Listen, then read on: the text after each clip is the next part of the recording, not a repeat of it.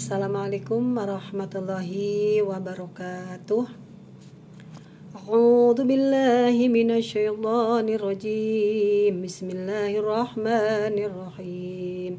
Ya ayyuhalladzina amanu kutiba alaikumus siyamu kama kutiba alal ladzina min qablikum la'allakum tattaqun. Ayyaman ma'dudat faman kana minkum maridun aw ala safarin fa'iddatun min ayyamin ukhar. Quran Surat Al-Baqarah ayat 183 sampai 184 yang merupakan dalil tentang perintah untuk puasa bulan Ramadan. Alhamdulillah, pada hari ini, hari Selasa tanggal 6 Ramadan, kita diberikan umur panjang untuk dapat melaksanakan bulan Ramadan. Semoga kita dapat meraih pahala yang banyak di bulan Ramadan ini.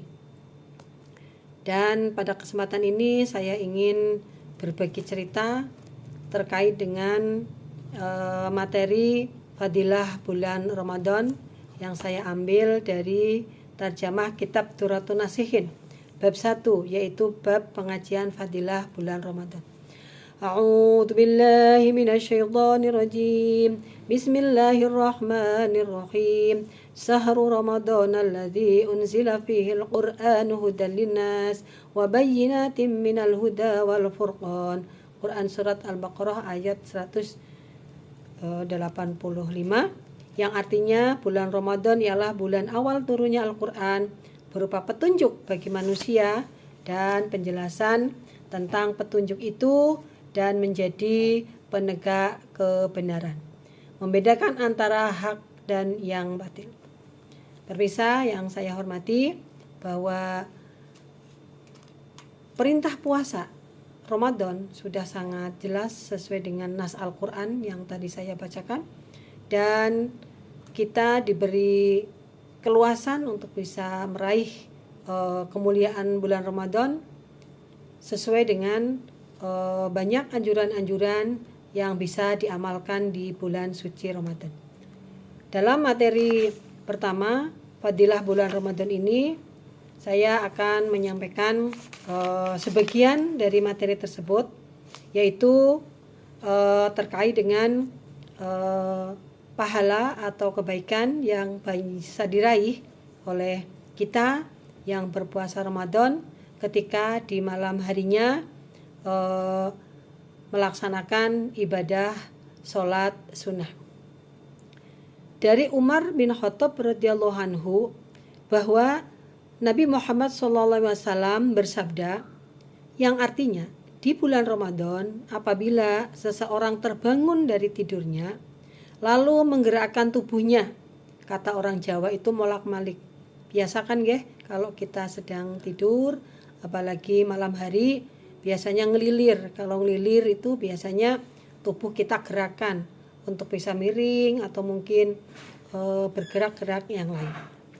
Nah, kemudian maka pada saat itu malaikat berkata, bangunlah segera, semoga Allah memberkati dan memberi rahmat kepadamu.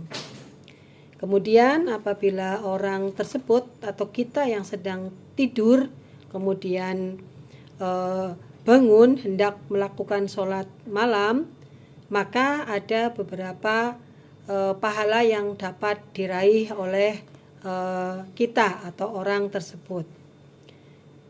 Untuk bangun malam, melaksanakan sahur tentunya bagi ibu-ibu, bapak-bapak dan juga anak-anak semuanya insya Allah melaksanakan, karena sahur di bulan Ramadan hukumnya adalah sunnah, apalagi dilaksanakan pada akhir waktunya, sehingga kalau ibu-ibu rata-rata ketika bangun malam hari minimal atau sedikit-dikitnya 30 menit sebelum imsak, maka ibu-ibu biasanya akan menyiapkan untuk makan sahur bagi keluarganya.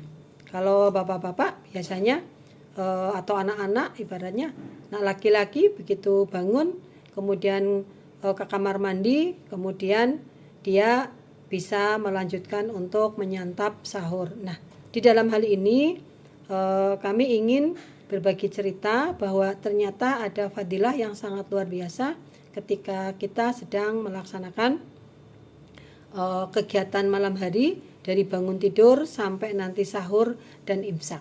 Sebagaimana tadi yang disampaikan oleh sahabat Umar bin Khattab, bahwa di bulan Ramadan apabila seseorang terbangun dari tidurnya dan menggerakkan badannya dan nantinya akan bangun dan sampai nanti sahur, maka di antaranya sebenarnya ada pahala yang bisa diraih.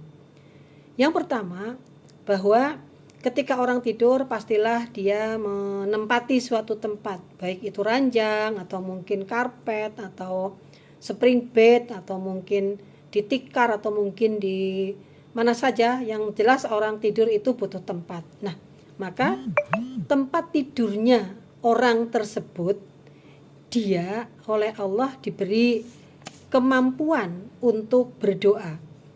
Allahumma a'tihil furusal marfu'ah, yang artinya, ya Allah gantikanlah ranjang-ranjang kasur tinggi yang tebal kepada orang yang tertidur ini nantinya di surga. Nah, ini satu, sehingga ketika kita bangun tidur malam hari sebelum melaksanakan sahur, maka tempat tidur kita itu ternyata oleh Allah diberi kewenangan untuk mendoakan kepada orang yang tertidur. Kemudian tentunya kita menggunakan pakaian. Kadang mungkin ketika tertidur menggunakan pakaian ala kadarnya karena mungkin agak panas ya. Kemudian ketika bangun dia melengkapi pakaiannya, ataupun pakaiannya sudah lengkap, tidak menambahkan pakaian, maka pakaian tersebut juga mendoakan. Allahumma a'tihi min hulalil jannah. Ya Allah, berilah ia orang yang sedang berpuasa dan tidur kemudian bangun ini dengan pakaian yang indah nanti di surganya. Ini yang kedua, sehingga kita didoakan untuk masuk ke surga. Kemudian ketika kita terbangun untuk ke kamar mandi ya, istilahnya baik mau buang air kecil atau buang air besar atau mungkin sekedar membasahi wajah berkumur-kumur. Ini kalau di sini disebutkan menggunakan sandal, tapi seandainya di rumah yang modern sekarang ini banyak yang tidak menggunakan sandal, ya istilahnya tetap saja dianggap sebagai menggunakan sarana ketika kita ke kamar mandi. Maka sandal yang kita pakai juga akan mendoakan, Allahumma sabbit qadamaihi ala surat.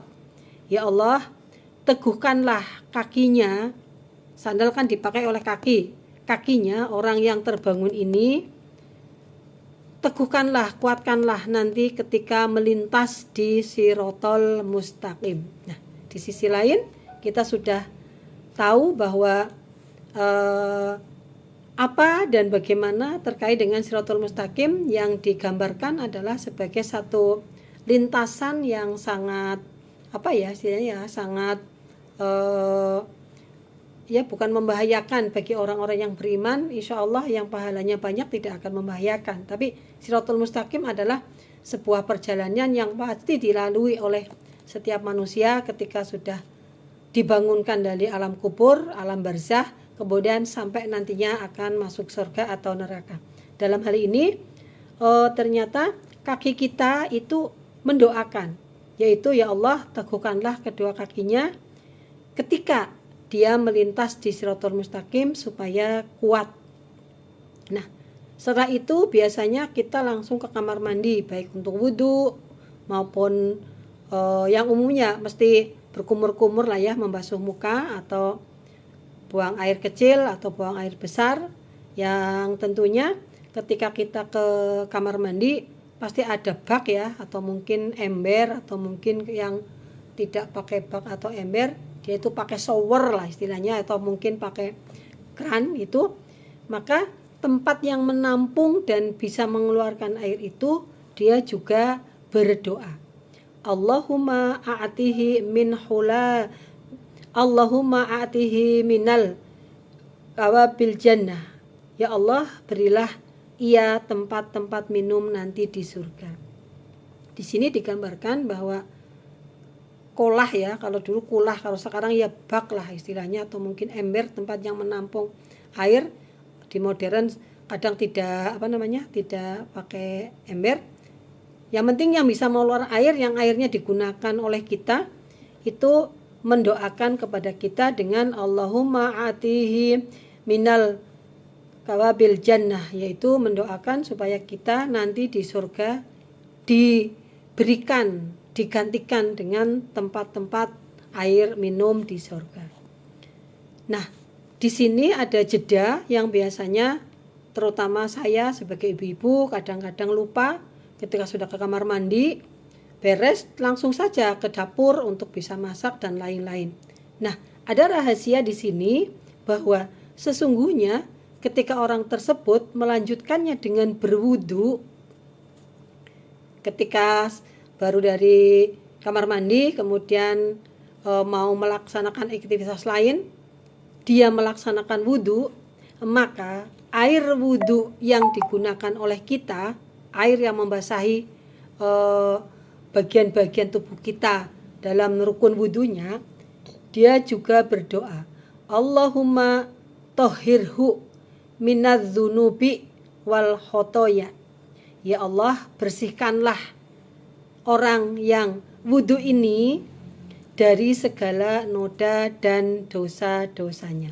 Ini hikmah melaksanakan wudu di malam hari bulan Ramadan ketika istilahnya belum melaksanakan sahur atau belum beraktivitas yang lain.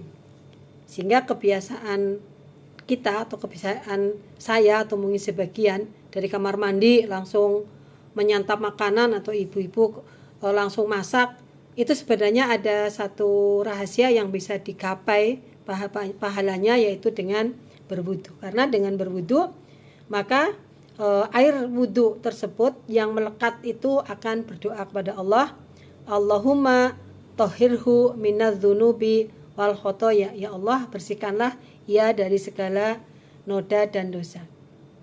Nah, setelah berwudu maka masih ada satu rahasia lagi.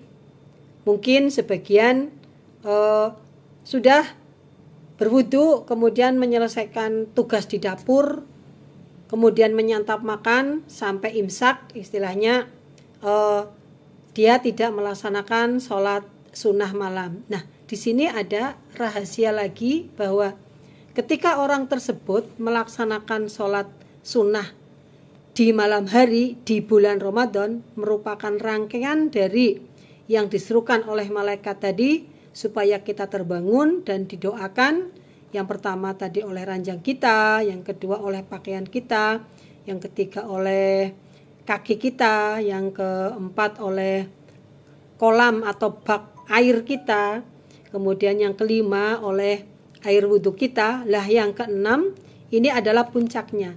Apabila orang tersebut berkenan untuk melaksanakan sholat malam tersebut, maka rumah kita, rumah yang kita tempati, rumah yang digunakan untuk sholat oleh kita, maka rumah tersebut juga berdoa, Allahumma wasi' qabrahu wa nawwir hufratahu wazid rahmatahu, yang artinya ya Allah, lapangkanlah kuburnya dan terangilah liangnya, serta tingkatkan rahmat kasih sayangmu padanya.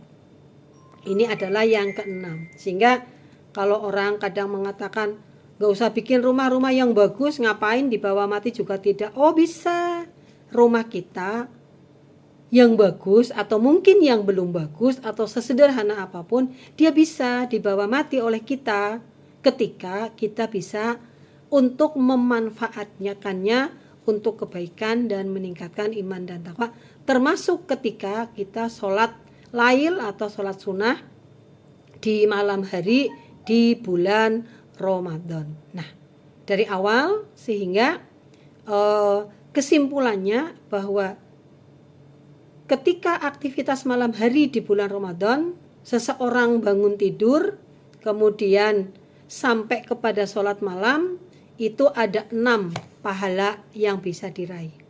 Yang pertama, yaitu oleh ranjang yang kita tempati untuk tidur, atau alas tempat kita tidur, kita didoakan, ya Allah gantikanlah ranjang-ranjang kasur tinggi tebal baginya nanti di surga. Yang kedua, didoakan oleh baju yang kita gunakan, yang artinya ya Allah berikanlah dia pakaian yang indah nanti di surga. Yang ketiga, kaki kita juga akan mendoakan, ya Allah teguhkanlah kedua kakinya di atas siratal mustaqim. Yang keempat, ketika kita ke kamar mandi membutuhkan air untuk kebutuhan kita, air itu juga berdoa, ya Allah berilah tempat-tempat minum nanti di surga. Yang kelima, ketika kita melaksanakan wudhu, maka air yang melekat kepada kita di wajah kita, tangan, kaki, telinga, semua yang untuk rukun wudhu juga berdoa, ya Allah bersihkanlah ia dari segala noda dan dosa. Kemudian yang terakhir atau yang keenam, kebaikan yang keenam bisa diraih ketika orang tersebut melaksanakan sholat sunnah, maka rumahnya yang berdoa, ya Allah lapangkanlah kuburnya dan terangilah liangnya, serta tingkatkan rahmat dan kasih sayangmu padanya. Nah, di sini diterangkan dalam kitab bahwa doa mereka dikabulkan dan Allah memandang orang tersebut dengan penuh kasih sayang sesuai dengan firman-Nya, ya abdi minkad du'a'u wa minnal ijabah. Hai hambaku, kamu yang berdoa dan akulah yang akan mengabulkan.